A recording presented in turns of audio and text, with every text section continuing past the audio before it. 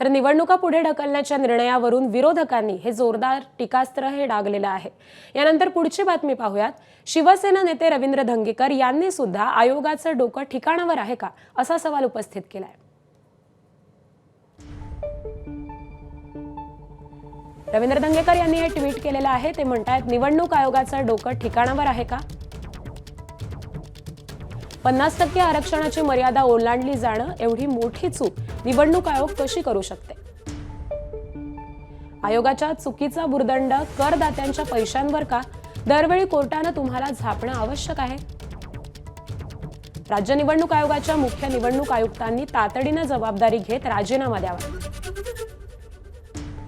तर असं ट्विट हे रवींद्र धंगेकर यांनी केलेलं आहे। एबीपी माझा, उघडा डोळे बघा नीट।